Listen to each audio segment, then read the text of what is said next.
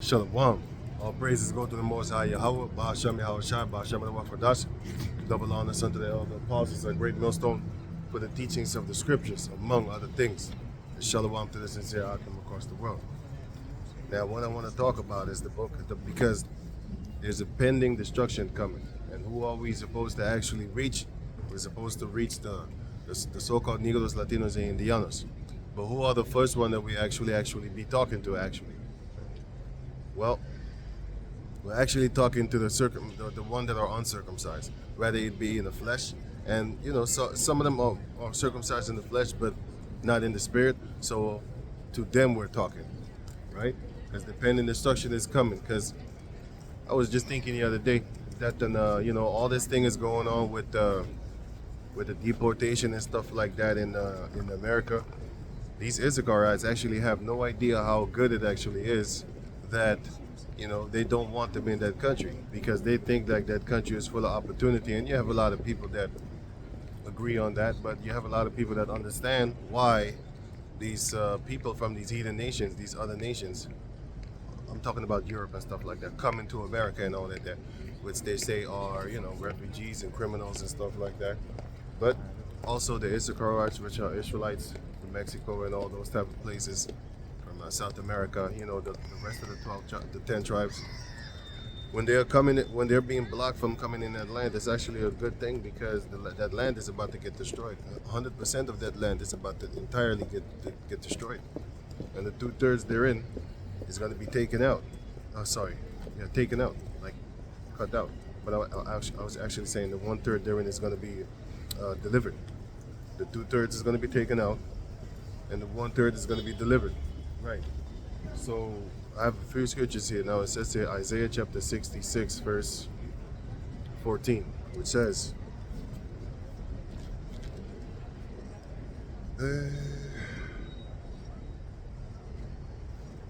Isaiah 66, 14. So it says here, because this is talking about the coming pending destruction. So it's actually a good thing that you are not being allowed in America, because America is at his last stand, his last stance. And we at the end time right now. Everybody should actually take care of themselves, take heed to the doctrine, and don't worry about what's going on in the midst of all these other things and stuff like that. Just focus on Yahweh Bashem Yahawashi and getting that doctrine out there to the uncircumcision, whether it be in the flesh or whether it be in the spirit. Right. So Isaiah 66 and 15. 14. And when ye see this, your heart shall rejoice, and your bones shall flourish like an herb. And the hand of the Lord shall be known towards his servants, and his indignation towards his enemies. So the servants of Yahweh Bashem Yahawashi, they're going to know that the Lord is dealing with them, especially in that time when it's about to get really close. Because a lot of people ask themselves, like, hey, is the Lord dealing with me? Is the Lord dealing with me? Well, look, I don't know. But I will say one thing, that, the ones that keep on doing this work, to them, it might be definitely it's a calling, but now comes the choosing of Yahweh Bashem Yahawashi. So it's definitely of the sanctuary, because that's where the Most High is going to begin to destroy first.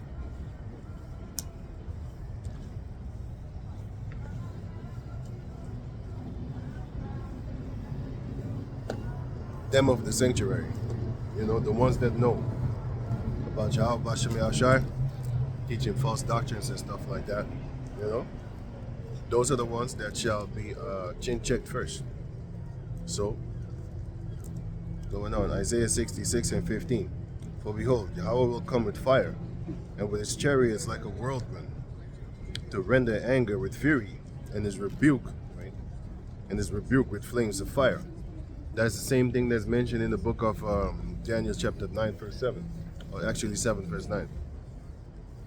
He sitteth upon a fiery throne. That throne is his royal seat, and it represents also that he's going to bring out fiery judgment upon the world.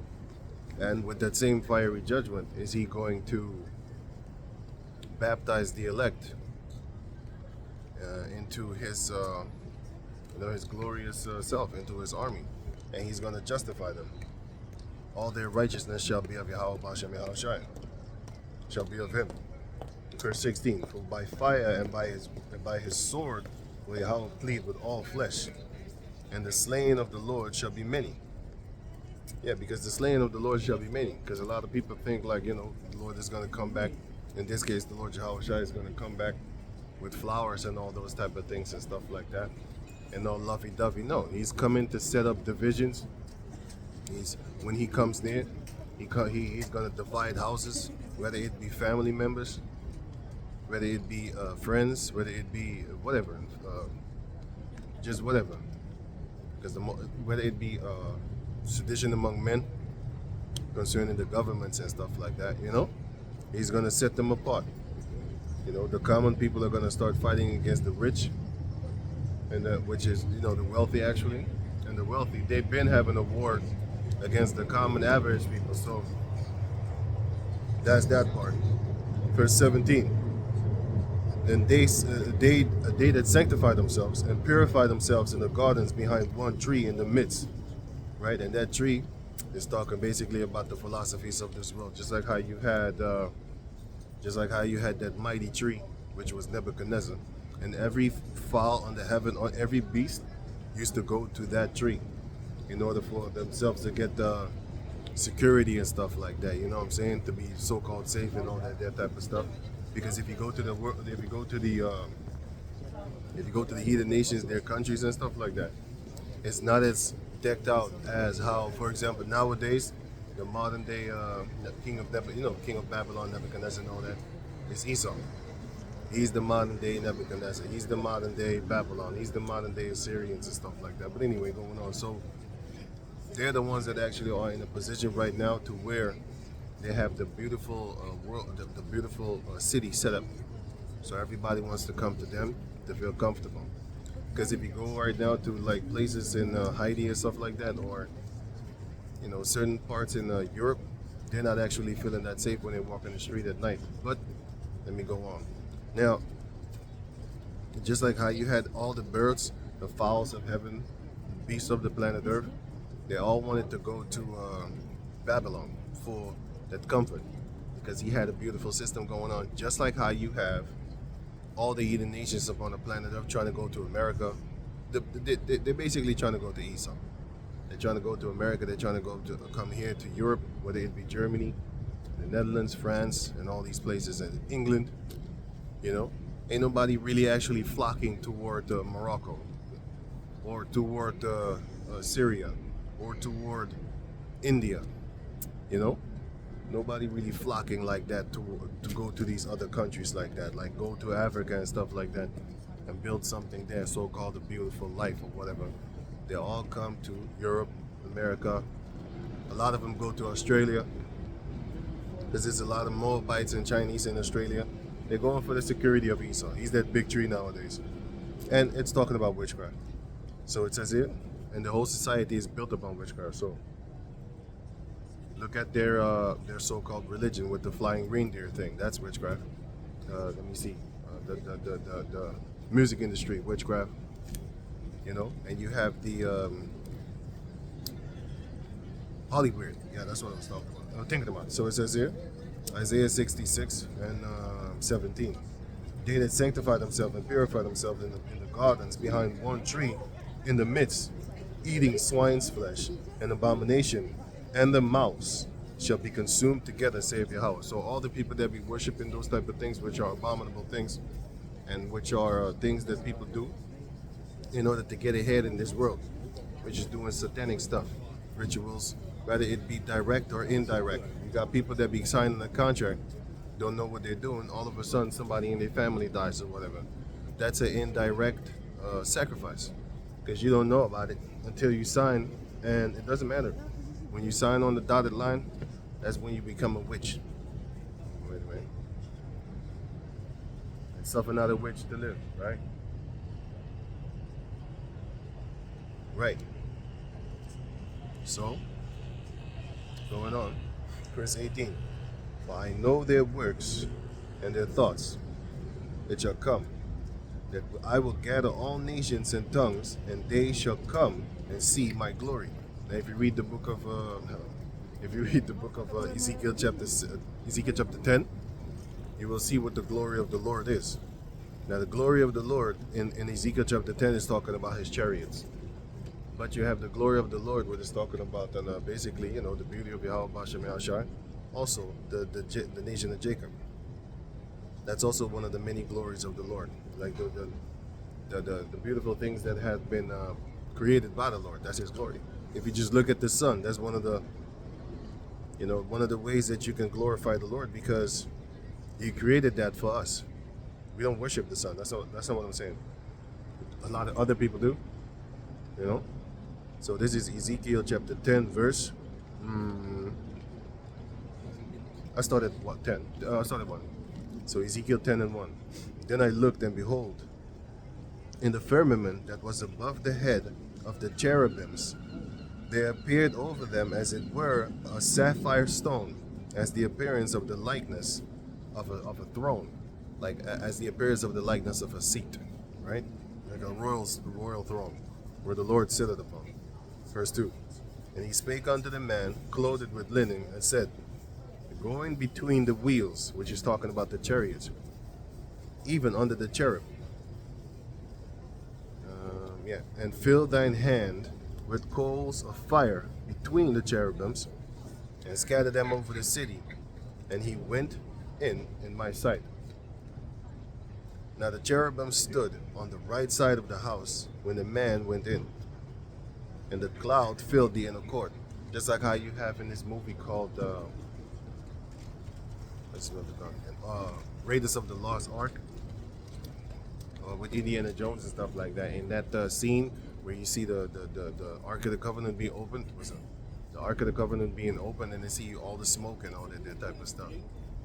So you can imagine that in your head. Verse 4. The glory of Yahweh went up from the cherub. So it went up away from the cherub and stood over the threshold of the house. And the house was filled with the cloud. And that cloud is talking about smoke. Now the other cloud is talking about a chariot. And the house is filled with the cloud. And the court was full of the brightness of the Lord's glory. So that brightness is talking about the chariot that giveth light. Let me see here. And those wheels is talking about the chariots. You can also catch that in the book of Daniel chapter 7 verse 9. Right, so going on, now it says here,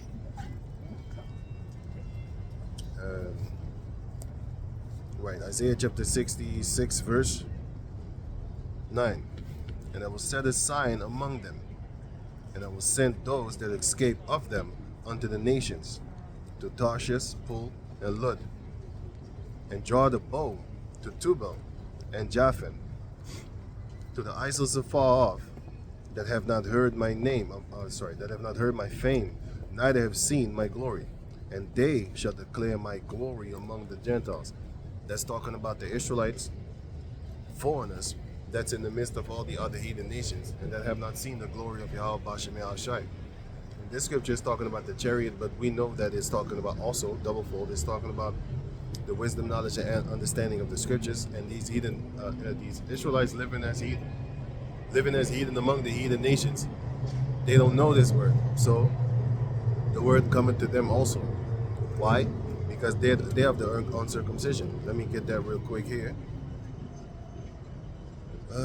Which is the uncircumcision in the flesh. Now Romans chapter 4 verse, let me see. I started 1. Romans 4 and 1. What shall we say then? That Abraham our father, as pertained to the flesh, had found.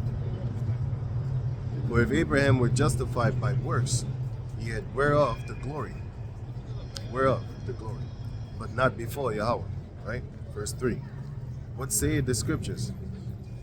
What saith the scriptures? Abraham believed the Most High, and believed the Most High Yahweh. And it was counted unto him for righteousness, because he believed. And that is the righteousness that was counted unto him, right?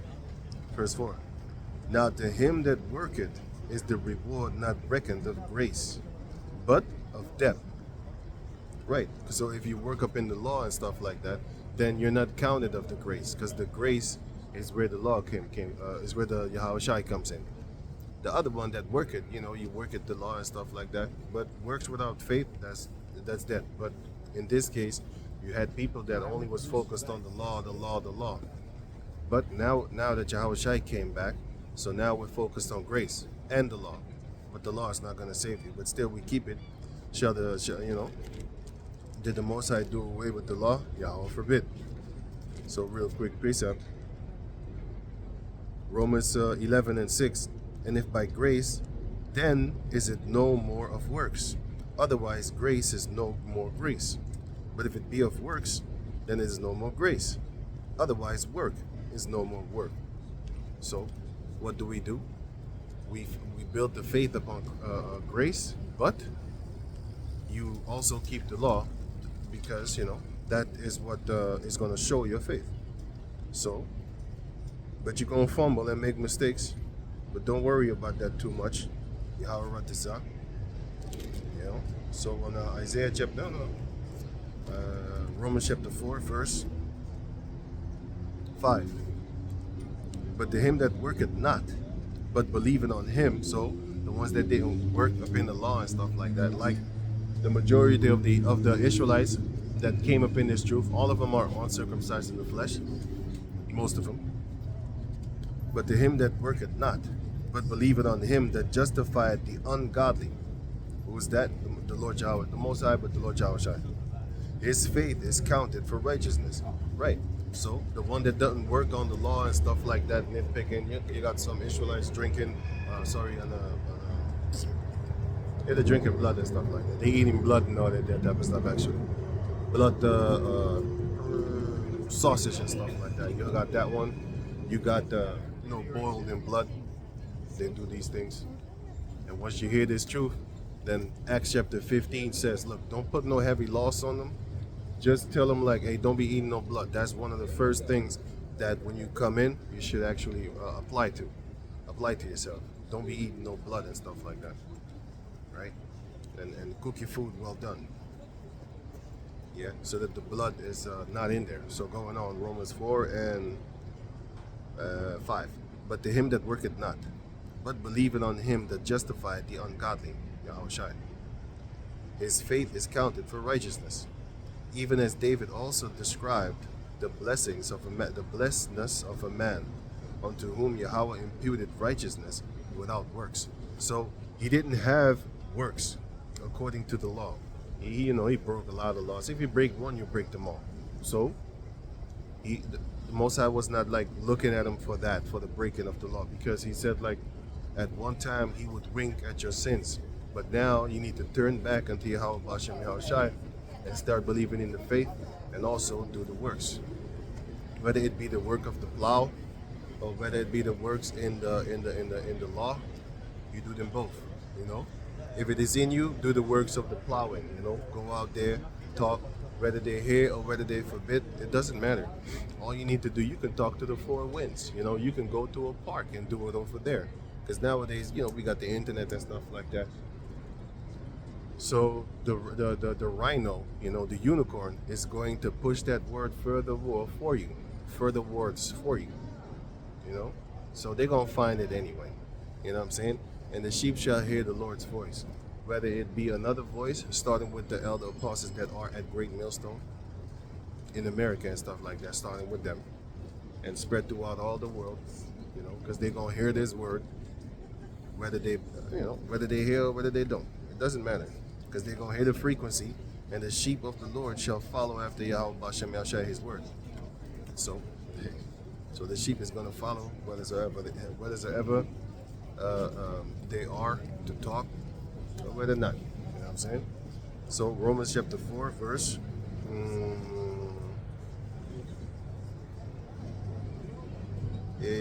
7, saying, blessed are they whose iniquities are forgiven and whose sins are covered.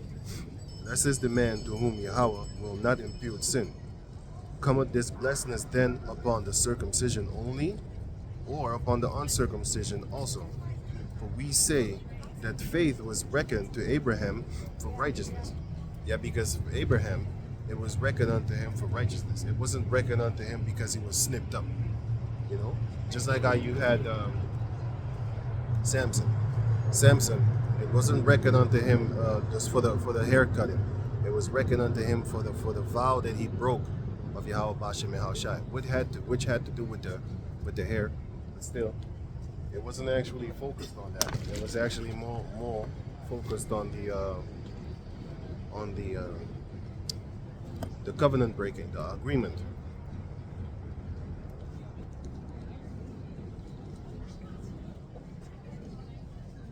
That he had, which went into not doing what the Most High said that he should not do, which is cut his hair. And there again, just like Saul, over a woman again, you know, because if I have my other channels, right, if I talk about women, I get a lot of views, so I don't really want to talk about women no more. Of course, it's a part of this thing, but if you focus on that, you're gonna get a lot of views, man. You know, I don't want to focus on that. You know, I'll mention it from time to time because it's you know, it's a necessary thing. You gotta watch out for it. You know, but a lot of times people have to go through some things. You could warn a lot of people like, hey, you know, the females is gonna get you. You know that, right? You know they're gonna play behind your back with another dude because you're boring to them. And even if you are exciting, they're gonna find a boring dude because they don't know really which side they want. Or they want some adventure, or they want a boring guy, or they want the boring guy, but they seek for an adventure, you know, a little side piece and stuff like that. Or they just don't know what the hell they want, you know. They just lapping up on that girl over there, lapping up on that dude. They're lapping and all that type of stuff. So they don't know what they want. Not all of them, of course, because you will have the daughters of Jacob, you know, that's going to wake up, and then they're going to really know what's really going down. Because they're going to follow after the men of Yahawashi and Yahawashi. Their words, sorry, let me say it better. Their words, because their words are the words of Yahweh. Like Yahawashi said, if you follow him, then you will follow his disciples also. So, and yeah, their words. So, Romans chapter 4, verse 10. How was it then reckoned when he was in circumcision or in uncircumcision? Not in circumcision, but in uncircumcision. Like I said, you have a lot of people that are out here of the Jacob descendants that are not in circumcision in the flesh. Some of them are also not in the mind. A lot of them, by the way, are not also in the mind.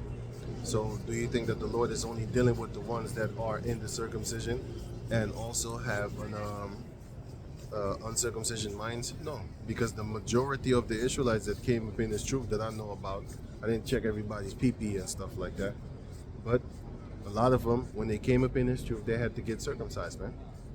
You know, it says here, Romans chapter 2, verse 25, it says, Romans 2:25, for circumcision profited,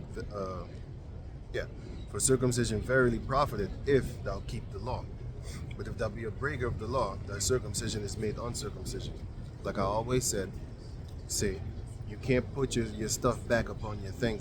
You know what I'm saying? It's not talking about that one. It's talking about you make yourself uncircumcised. But how? First you come up in this truth, you stop eating bloody food and stop eating pork and all that there.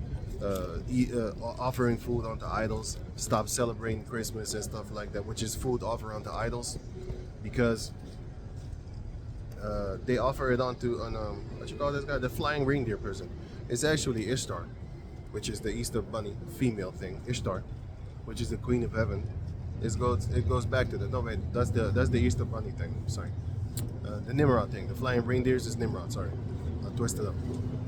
But anyway, also the Easter bunny thing is also another food offered up unto idols. So we don't do that neither.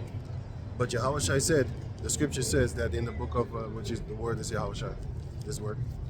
It says in the book of 1 Corinthians chapter 8, and, what's up, man? Yeah, man. And 1 Corinthians chapter 8 and 1 Corinthians chapter 10, it says that that you can eat. If somebody invites you and stuff like that, it's calling me a priest. It's funny. So when you are invited onto a feast, whether it be a Christmas or flying reindeer thing guy, or whether it be Easter bunny dude, if you be invited, you can go. But that's only for the people that are stable in their beliefs, because they know better. Like, hey, it doesn't matter if I eat or eat not. I'm not gonna lose. I'm not gonna win. It's nothing. But you should watch out for people that don't know that liberty that you have, and then therefore they might fall. Anyway, but if the man or woman says like, hey, I have offered this food unto idols, so for their sake you don't eat it.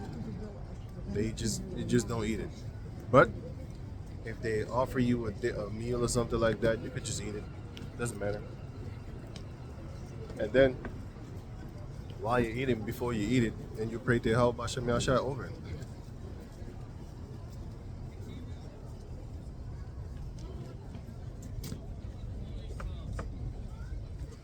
Right, going on. It says Romans chapter 3, verse 1. What advantage then had the Jew, which is Judah, Benjamin, and actually all Israelites? But in the New Testament, there was actually being called only Jews. There was not being called Judah and Benjamin, because the people that were around that time, they didn't have the time to go about and nitpick which tribe you're from, even though you had the tribe of Asher there too. So going on, Romans chapter 3, verse 1. It says, what advantage then had the Israelite, which is said here Jew, but anyway, or what profit is there in circumcision? So what profit is there in circumcision? Eventually when you come in, take your time. Not too long, but anyway, take your time. But just remember that if you do not circumcise, you can't eat of the holy meal, which you should be eating only if you're worthy, right? Because if you feel you're not worthy, take your time. Skip that meal. Because you have to understand, I just explained to you in the book of Romans that you're not going to be judged after the law. So keeping the feast days and all that type of stuff is just practicing. So don't worry too much about that. Because you have people that are all bent out of shape because they can't keep the Passover and stuff like that. You're not doing it perfect in the first place anyway, because you need to have a lamb of the first year and stuff like that. And the lamb needs to be have no blemish. And then after that, the lamb needs to be a lamb that had no sex or something like that. You don't know what the hell these people are doing with these animals, because they're doing a lot of creepy stuff. But anyway, we still do it because of the works, because of the faith. So we keep it, and because we're practicing, because it says that in the book of Judges chapter 5, verse 11 and 12. We rehearse the righteous acts in the land of captivity, which is the land of drawing waters, because drawing water is a servitude, because you have to work for them. For example, you have to, and even if you don't work, everything that you do, you buy, everything you pay, you buy, whatever, you are paying taxes upon that. So if you buy a bottle of water, let's say the water costs €1, and just an example, and then they tax you, make it 120 or something like that, and that money goes to them. So they still tax you, right? So you're still paying them. You're still working for them, whether you believe it or not, whether you see it or not. But in the kingdom, the Jacob descendants, they're not going to be hiding behind no form of law to wherewith the average people would not know that they're paying the Israelites. Because nowadays you'd be like, yeah. So a lot of people think like, yeah, I'm paying taxes. I'm a taxpayer. You're nothing. Your tax don't matter. That's just money in their pocket. You have nothing to say. I pay taxes. I provide for you. For the law and stuff like that. No, you don't. The taxes go into their pockets. They pay you from your own money. It's your own money that you're getting back, that they made off of you. Because I remember this female told me one time, it was a Jake female. So what did she say? What did she tell me? She said, if this was way back ago, this is longer than 25 years ago or something like that. And she said that to me, she said, what's it again? She said, yeah, off of, she was at a whatever. It was a place of jobs and stuff like that. But she said like, hey, if I use you, for example, to go out there and do jobs and stuff like that, odd jobs. You're making $1,000, like, $1,000. Let me see, what little bit more than that, 1,500 a month or something like that. Like I said, it was 2000s. It was 25 years ago. You're making like $1,000, $1,500, $1,200, $1,000 a month. It was a long time ago that I had that job. But those people are making like 43 to 42,000 on you. And since then, I was like, damn. They're basically paying me off of that. So that's crazy. Because what they do is they send you out to go work for a company or a person, private-owned people and stuff like that. So I did that.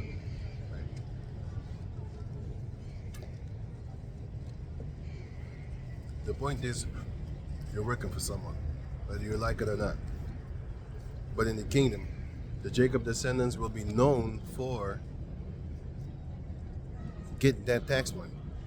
Nowadays, the elites are not known for getting that tax money because they have to hide, or else the people are going to buck up against them. Just like how when they found out about the Illuminati and stuff like that in the 17th to the 1600s, when they 1600s, when they 1500, 16, 17, when they found out about them, they was all up on the streets, with pitchforks and torches, trying to get at them, trying to hang them, trying to burn them in public spaces and stuff like that. That's what they used to do.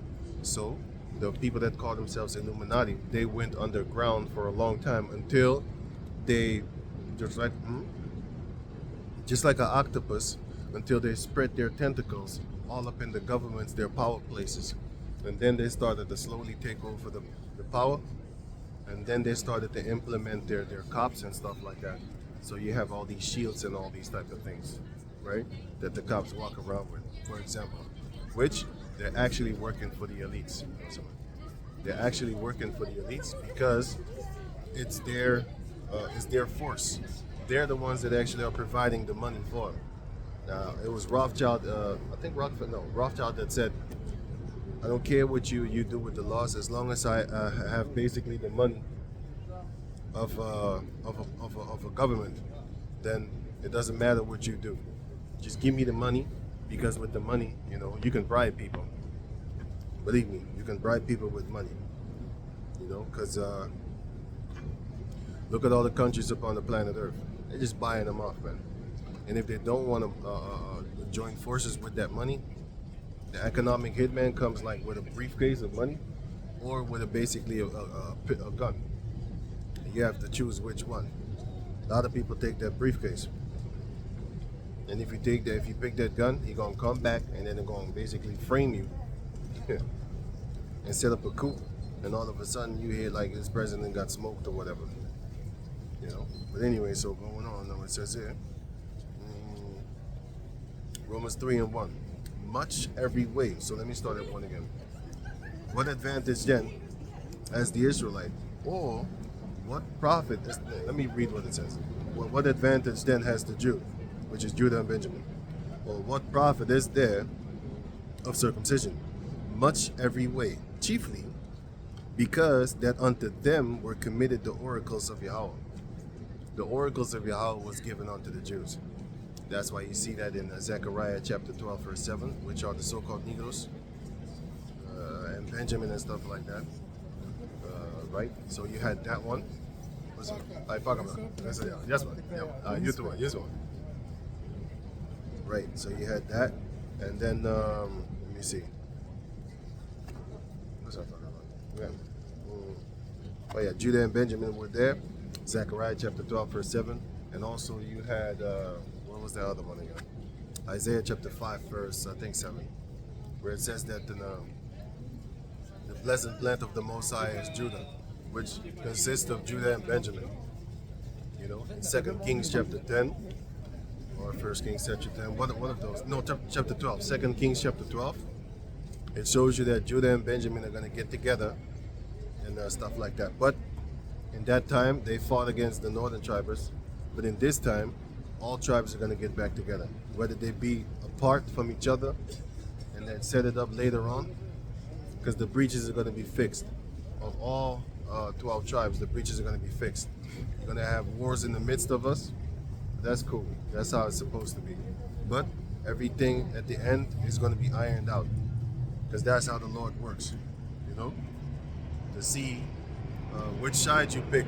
So going on, you pick the bad side, you listen to the bad one, you know, the good angel on the left hand, always in the cartoon, or is it the right hand? One of those. So, you know, you had the little angel there and the little devil there, and then you need to check out which one you're listening to, you know.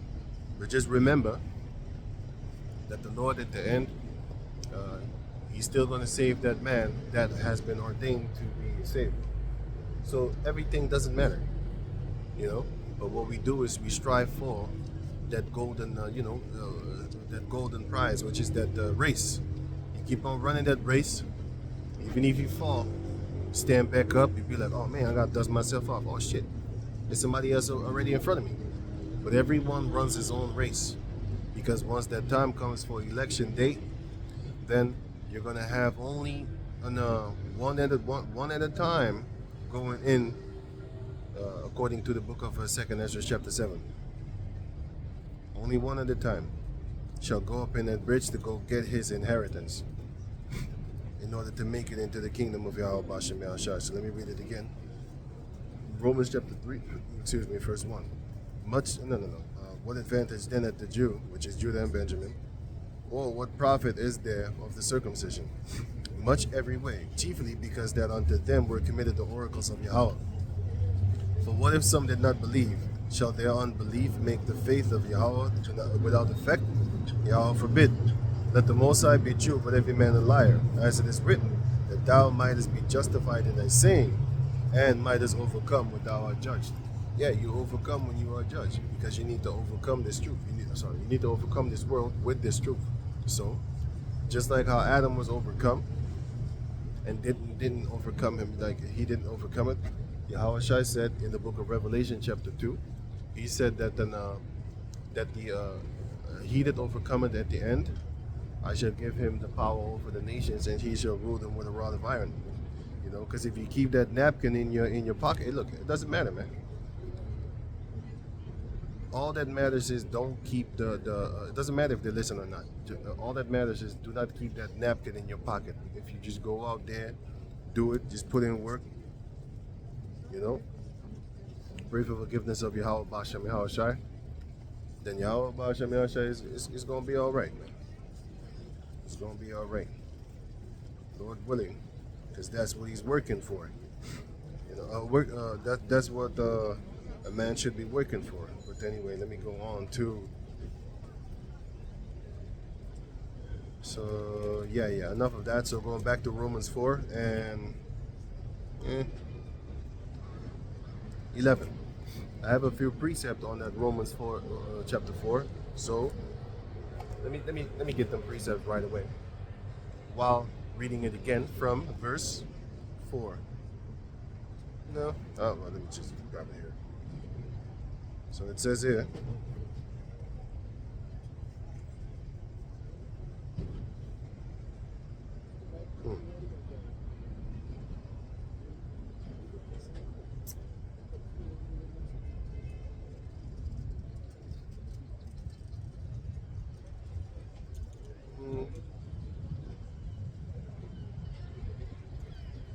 no, I'll read that in the book of Isaiah 66.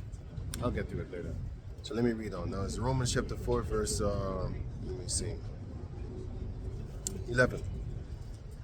And he received the sign of the circumcision, so the sign of the circumcision, a seal of righteousness of faith, which he had yet being uncircumcised. So let me read it again. Romans chapter 4, verse 11. And he received the sign of circumcision. What was that sign? That sign was being cut in the flesh.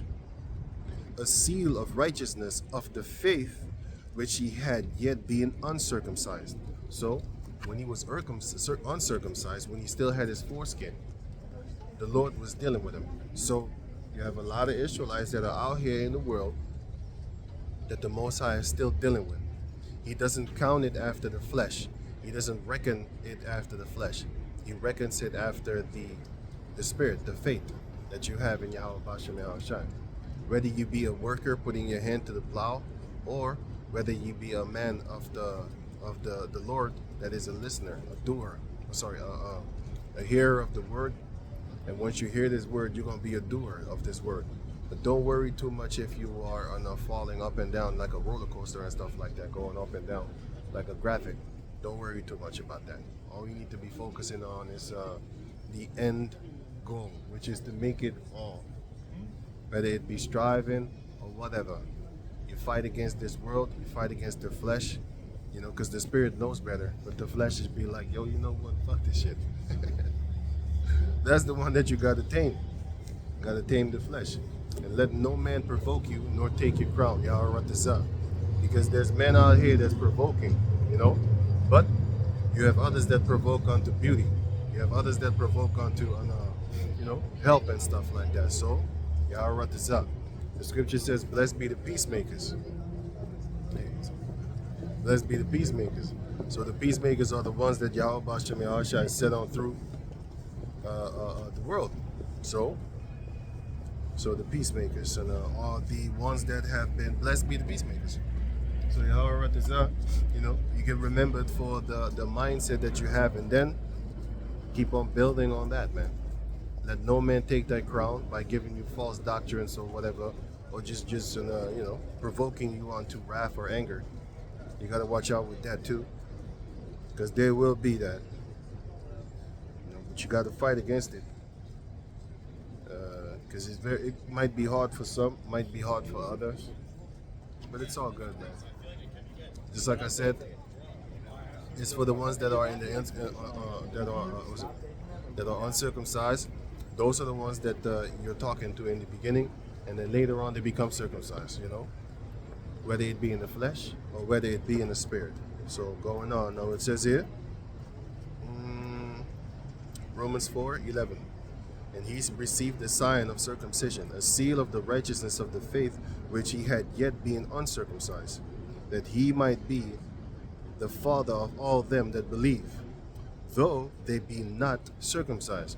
So he's still the father of the ones that haven't cut it up yet, because that's what Yahawashi set them up to do, to be an example as is the ones that were not circumcised in the flesh, and then later on be circumcised in the flesh. But that shows you that the Most High, since the beginning, he already did what he did here in the New Testament, because it was the faith that saved Abraham, and not of the law. But you had a lot of people that was working after the law, as if it was a thing that's going to actually save you, which is not. And he already did that with Abraham in the beginning. So it's full circle now. Right.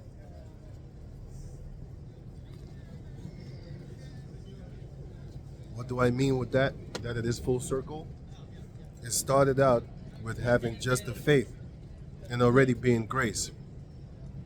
And then when he was about to die, then the law, basically the law came. It was already there, but it was sealed within them. And that sign, which is a token, was the sign of the blood circumcision. So then it was made in pact and blood and stuff like that. That's the blood covenant.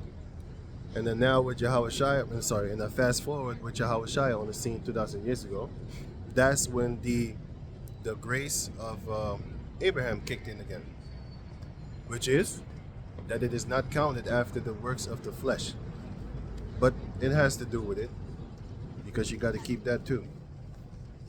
So the rest of Romans 4:11, that he might be the father of all them that believe, though they be not circumcised, that righteousness might be imputed unto them also.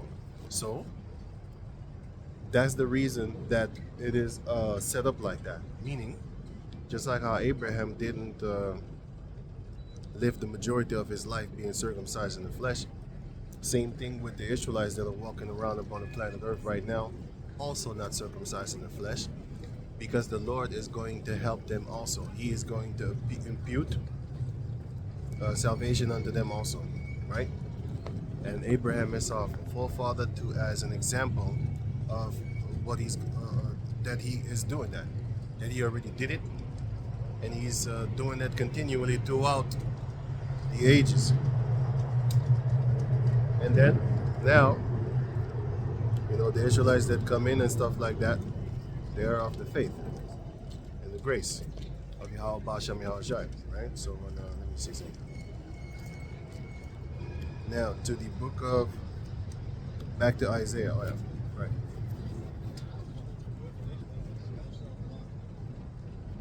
So Isaiah.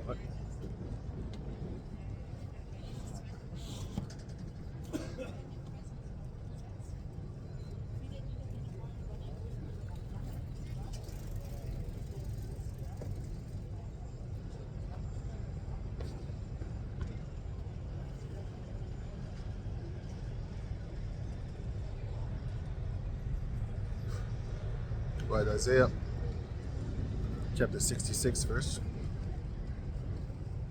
15. For behold, Yahweh will come with fire, and with his chariots like a whirlwind, to render his anger with fury, and his rebuke with flames of fire. Because he sitteth upon that throne, and he's about to bring that judgment upon the planet Earth. Verse 16. For by fire and by his sword will Yahweh plead with all flesh, and the slain of the Lord shall be many. And one of the swords are of Yahawashi, mentioned in the book of Isaiah chapter 10, verse 5, which are the heathen nations, and in this case, it's the Assyrians. And in Psalm 17, it's the wicked, which the wicked is the sword of the Lord. Whether it be wicked Israelites amongst each other, or with other heathen nations, because you have a lot of wicked Israelites, for example, in the drug world, murdering each other left and right. That's also the sword of the Lord. He's judging them like that, because that's their sentence. That's their death sentence. Everybody gets their sentence justly.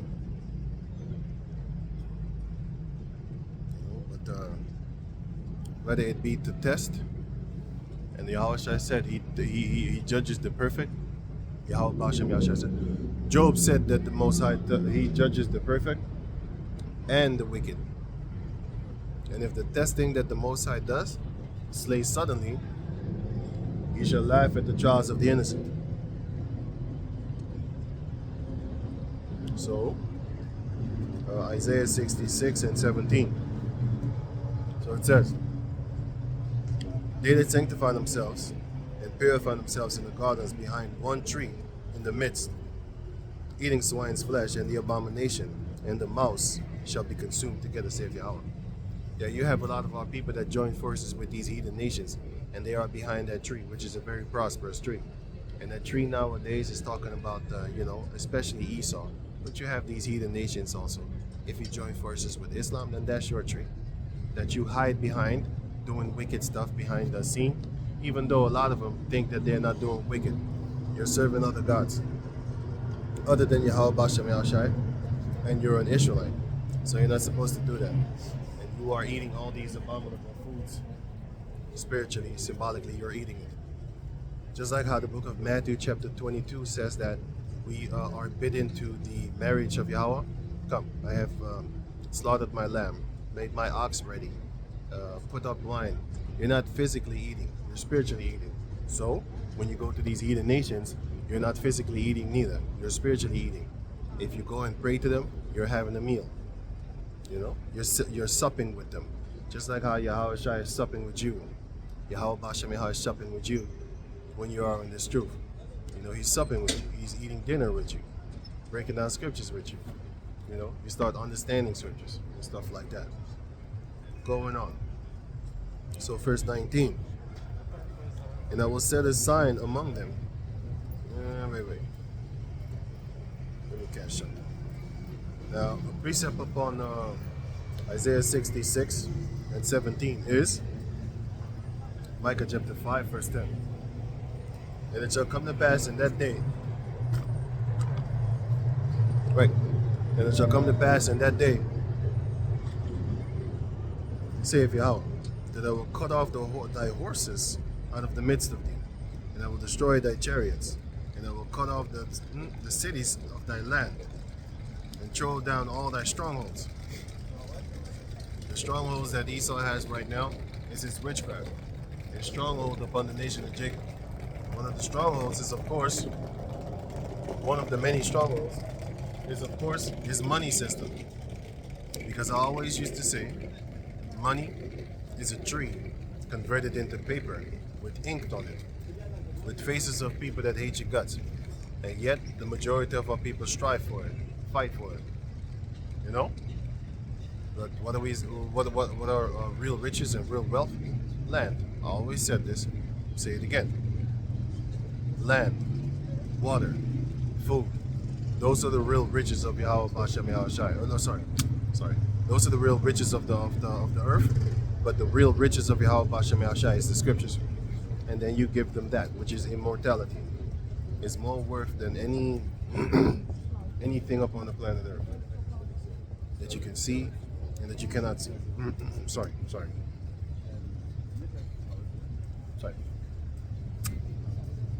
Right. Micah 5 and 12. And I will cut off witchcraft out of thine hand, and thou shalt have no more soothsayers. Thy graven images also will I cut off, and thy standing images out of the midst of thee. And thou shalt no more worship the work of thine hands. And I will pluck off thy growth in the midst of thee. So will I destroy thy cities, and I will execute vengeance in anger, in fury upon the heathen, such as they have not heard. So they have never heard of the punishment that the Most High Yahweh Bashem Yahawashi is going to set upon them. Especially now, because everybody think they're free and stuff like that, which to a certain degree they are, but they're free and free dumb, as in stupid. Well, it's actually, dumb is actually unable to speak, but yeah, I'm not using it as that in this form, but yeah. But they are actually in dumb, because if you don't speak, like Jake in the world loves to say, like, yeah, if you ain't talking money, I ain't talking to you, you know. So we're talking of Yahweh Bashem Yahawashi. You know, you're not no barking dogs. Sorry, we're not no dogs that don't bark, like dumb dogs that don't bark. And even when they bark, they ain't saying anything. They ain't saying things. So we pray that we do say things, so that others can be edified, whether it be as an example for others how to be, or as an example for others how not to be. It's still an example to wherewith you can help another in Yahweh Bashem Yahawashi. So, going on, wait, let me see. Yeah. So, going back to Isaiah 66 and 18. For I know their works and their thoughts. It shall come that I will gather all nations and tongues, and they shall come and see my glory. Now that glory, like I said, is the glory of Yahweh Bashem Yahawashi, but also the glory that he will have in the book of Psalms chapter 50, where it says that, and I shall set them in order before thine eyes. That's one of the glory of the Lord. You have also the book of Revelation chapter 11, where it shows you that that they're going to see. They're going to see that great exceeding army. That's one of the glories of the Lord.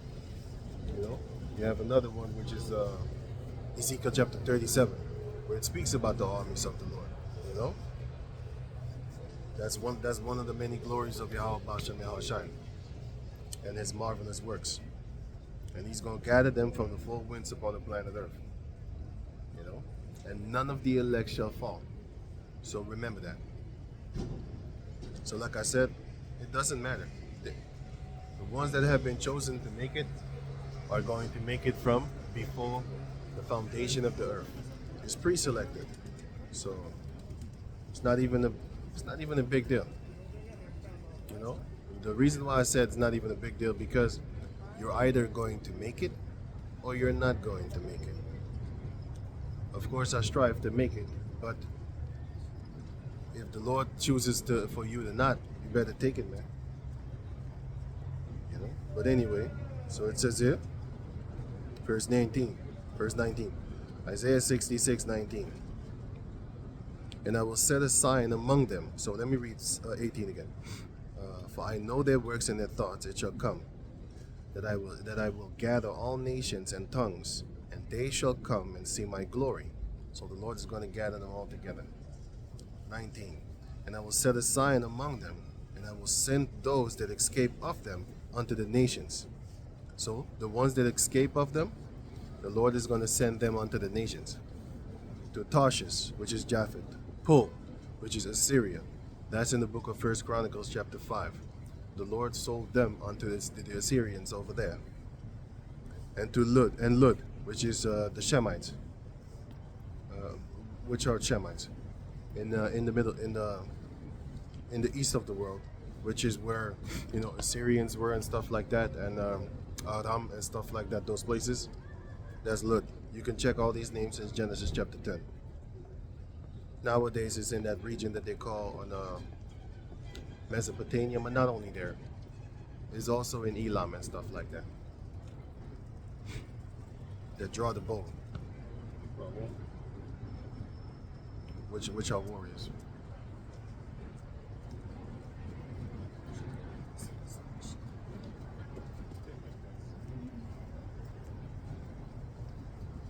Right.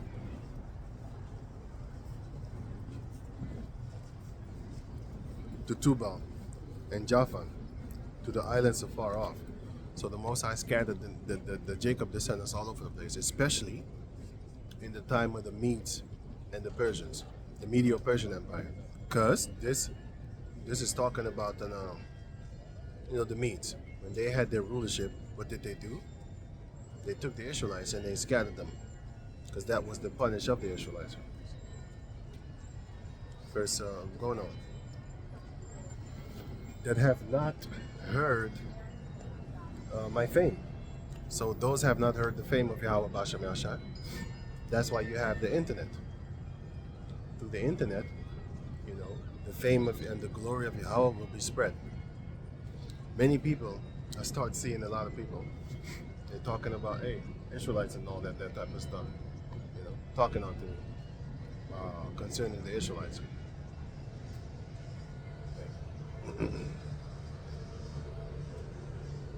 For the sleep.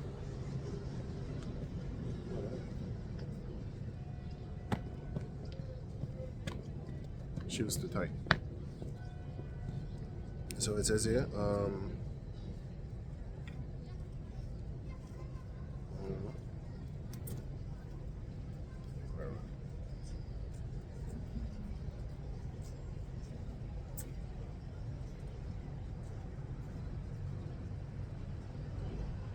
sorry. I couldn't.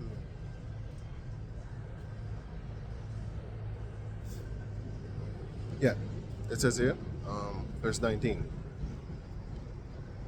that have not heard my fame, neither have seen my glory, and they shall declare my glory among the Gentiles. John chapter 7, verse 35, which says that the Israelites shall go in the midst of the Gentiles and teach the Gentiles. And those Israelites, those Gentiles are Israelites. Verse 20. And they shall bring all your brethren for an offering unto Yahweh out of all nations upon horses, and in chariots, and in litters, and upon mules, and upon swift beasts, to my holy mountain Jerusalem, saith Yahweh.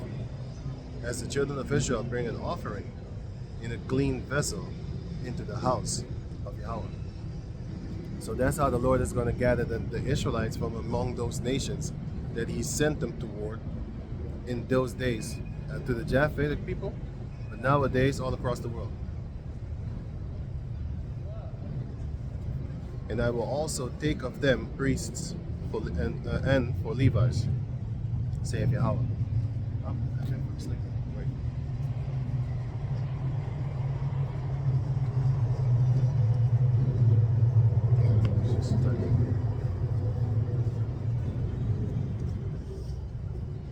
So what does that mean? Let me read first one again. Let me see, 19. Isaiah chapter 19, Revelation chapter 5 verse. This is for Isaiah 66 and 19. It says here, Revelation 5:9. And they sung a new song, saying, thou art worthy to take the book and to open the seals thereof. For thou wast slain, and hast redeemed us to Yahweh by thy blood out of every kindred and tongue and people and nation. So every nations, you have the Israelites. Because it explains that out of every kindred and tongue and people, thou hast redeemed us, which are the Israelites. Let me read it again. Revelation 5 verse 9. And they sung a new song, saying, thou art worthy to take the book and to open the seals thereof. For thou wast slain and hast redeemed us to Yahweh by thy blood out of every kindred and tongue and people and nation, and has made us unto our power. That was something. Unto our power, kings and priests, and we shall reign the earth. Oh man, my feet's hurting. Wait.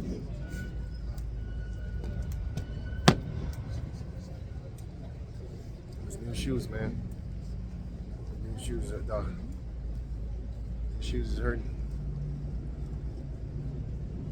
Now it says here, another precept, which is Isaiah 11:11. Up on Isaiah chapter 6, Isaiah 66 and 19. Damn it. So it says, Isaiah 11:11. And it shall come to pass in that day that Yahweh shall set his hand again the second time to recover the remnant of his people, which shall be left from Assyria, which is Pul. First Chronicles chapter 5 and the two last verses. You will see that. So, let me read it.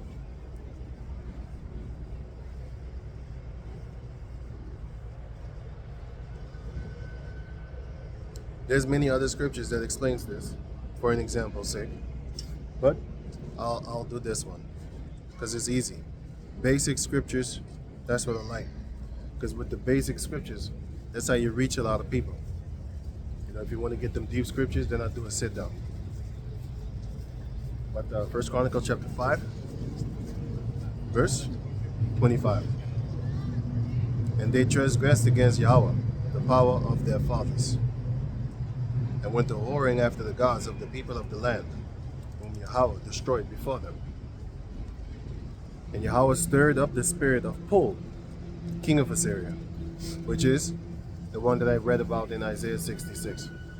Pul, king of Assyria, and the spirit of Tilgath-Pilneser, king of Assyria. And he carried them away, even the Reubenites and Gadites and the Gadites, and the half tribe of Manasseh, and brought them unto Halah and Habor and Hara, and to the river Gozan unto this day. So, going back to Isaiah 66, which says,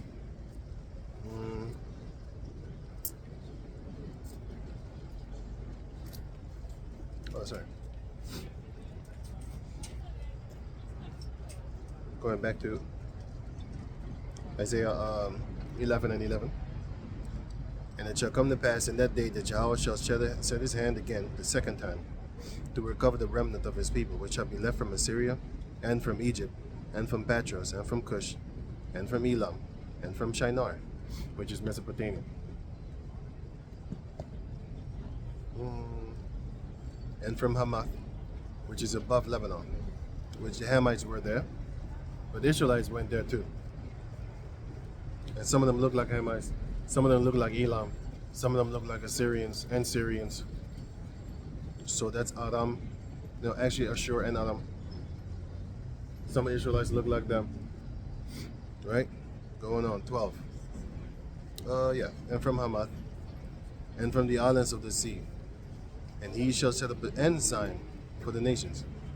That's the same thing that I was reading about, the token that shall be reading. I mean, the sign that shall be on that the Most High shall spread abroad, and that sign is that you will have on the four corners of the earth. You will have Jacob descendants, whether it be in the city, whether it be in the forest, whether it be in the neighborhood, whether it be in the houses, you know, in the living rooms, whether it be behind a computer screen. You're gonna have the Jacob descendants popping up all over the place. Some unto everlasting shame, some unto everlasting redemption. Right, so, yeah, and he shall set up an ensign for the nations and shall assemble the outcasts of Israel. And those outcasts of Israel were casted out because of their wicked ways. But now they're being grafted back in. And gathered together the dispersed of Judah from the four corners of the earth. So all the dispersed of Judah and Benjamin and Levi shall be gathered together by this word. John precept, John 5:35. Then said the Jews amongst themselves, whither will he go, that we shall not find him? Will he go unto the dispersed among the Gentiles and teach the Gentiles? That's talking about the Israelite foreigners that are living in the midst of the heathen nations that shall be saved in that time. Right. Goddamn boots is tight, man.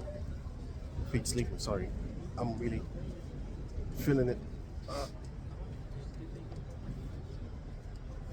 Okay, so now let me read it again. So no, let me read. Going on. Now wait.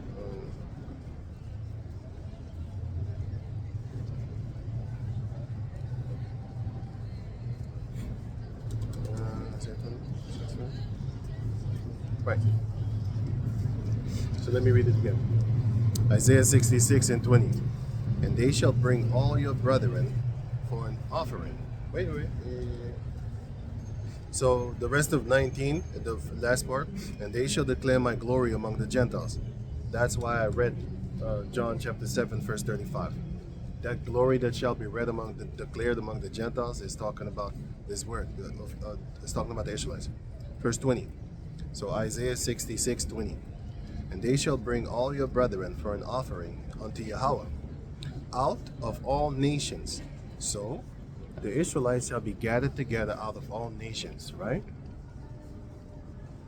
For an offering unto Yahweh.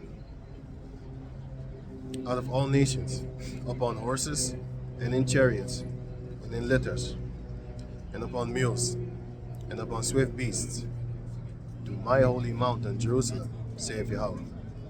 As the children of Israel bring an offering in a clean vessel unto the house of Yahweh. So that's how it's going to be like. It's going to be like a clean offering. Wow. Upon Yahweh Bashem Yahawashi, his chosen ones. Can't even stand still, man. But it's all good, I'm almost done. So it says here, verse 21, and I will also take of them for priests and for Levites, saith Yahweh. Amen. So it says here,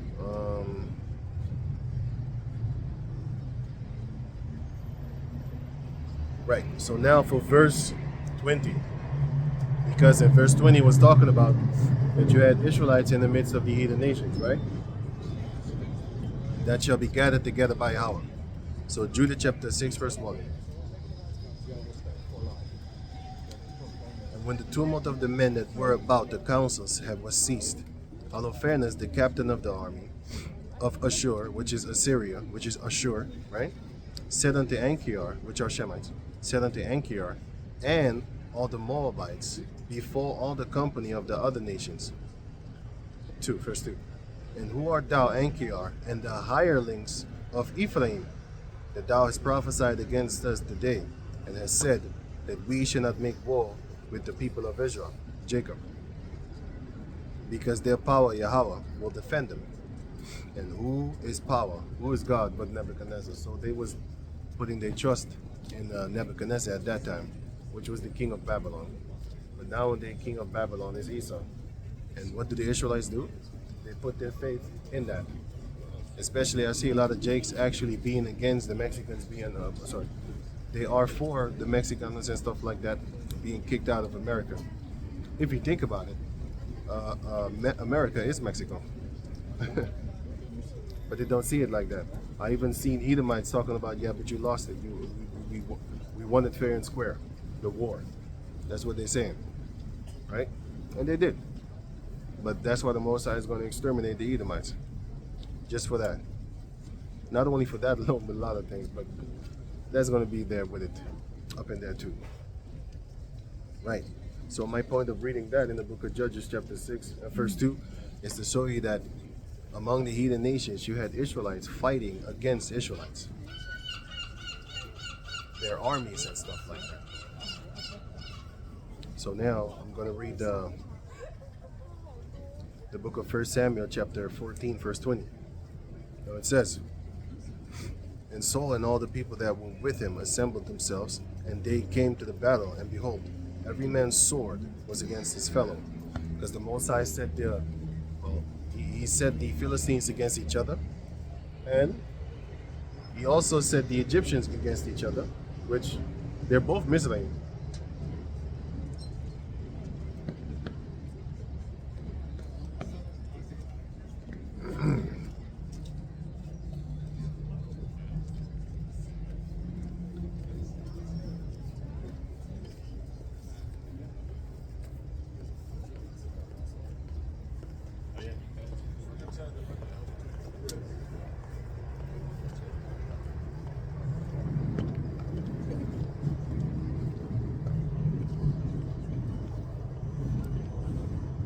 Sorry. No. First Samuel 14 and the rest of 20. So it says here,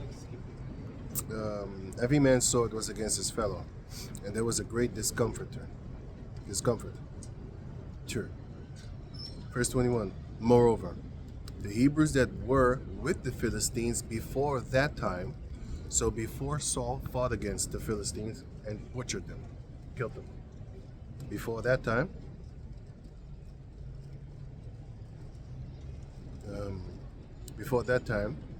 which went up with them into the camp from the country round about.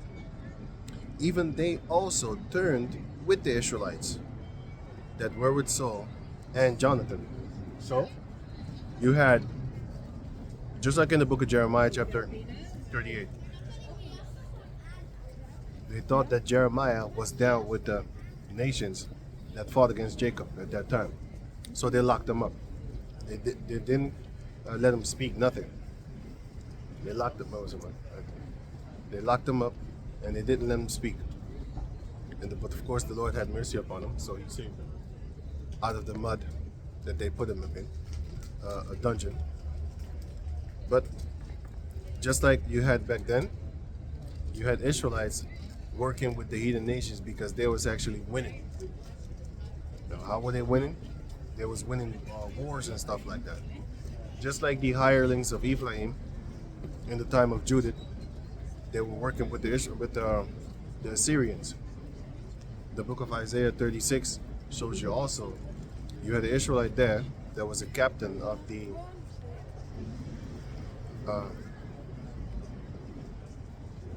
Assyrian Empire at that time.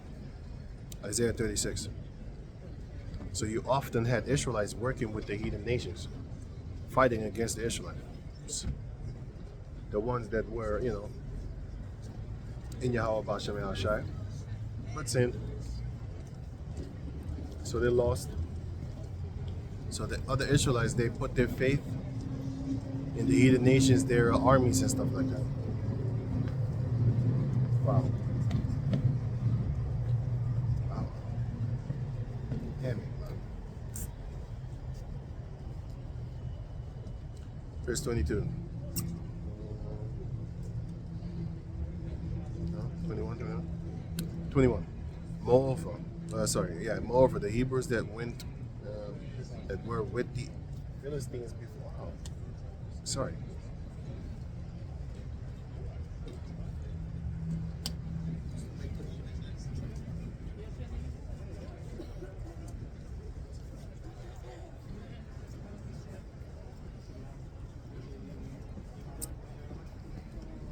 Which went with them into the camp from the country round about, and they also turned to be with the Israelites that were with Saul and Jonathan.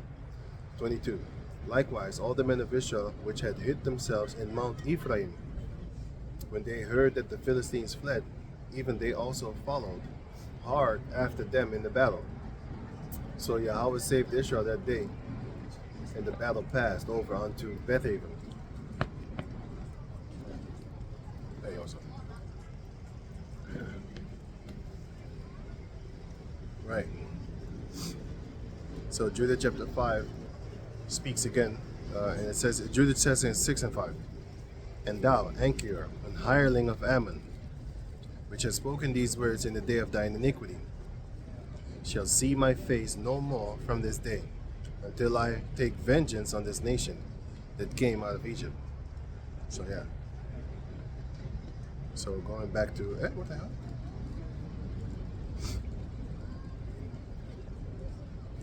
Going back to Isaiah chapter 66, verse 21. And I will also take of them for priests and for Levites, saith Yahweh. 22.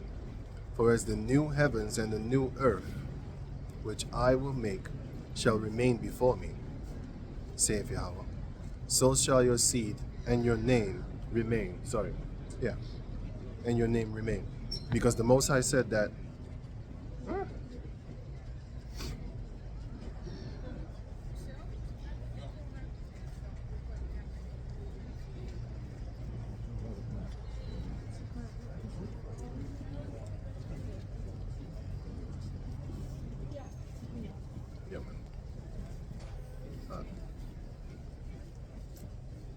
Man's days numbered. Wait, I'm looking for a scripture. The book of Sirach, 37, verse 25. No, it says. Oh.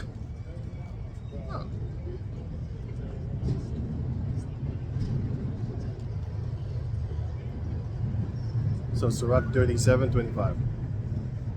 The days of a man's life, the days of the life of man may be numbered, but the days of Israel are innumerable, so there will never be a done away with.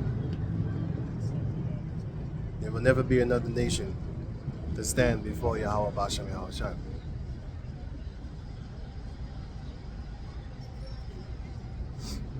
Sorry. Oh, shit. So let me finish this up.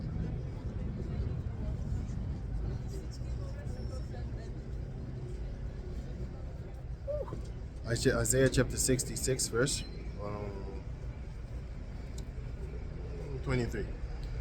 And it shall come to pass from one moon, that from one new moon to another, and from one Sabbath to another, shall all flesh come to worship before me, Yahweh, saith Yahweh.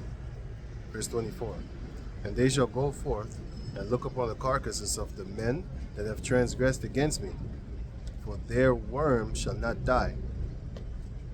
The ones that transgress against Yahweh Bashem Yahawashi are the Israelites, the wicked Israelites, that did things in spite and consciously toward Yahweh Bashem Yahawashi.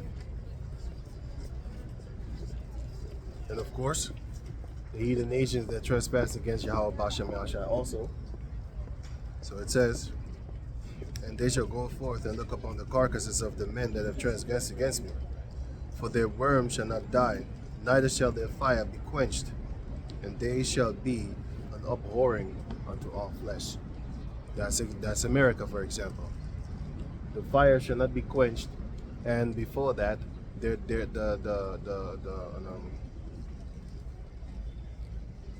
worms shall not cease eating them. That is basically representative of them.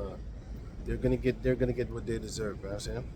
You're gonna get eaten up by like fowls of the air, birds, which are fowls, beasts, and all that type of stuff. You know? So the judgment of Yahweh B'Shem Ashai is going to be upon all nations, starting with the Israelites, first and foremost. You know, whether it be for good, whether it be for bad. All men will come before the judgment seat of Yahawashi, that shall receive the things done in their bodies. 2 Corinthians chapter 5. So yeah. So I'm going to leave it with one. Last one. Isaiah 47.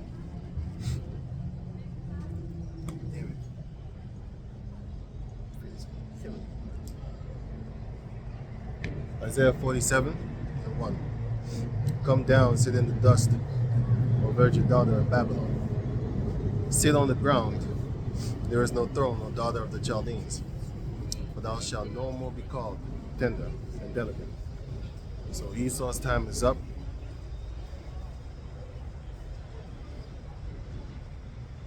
So with that, I'm going to say, all praises go to the Most High Yahweh, Ba'ashem Yahawashi, Ba'ashem Kakadash.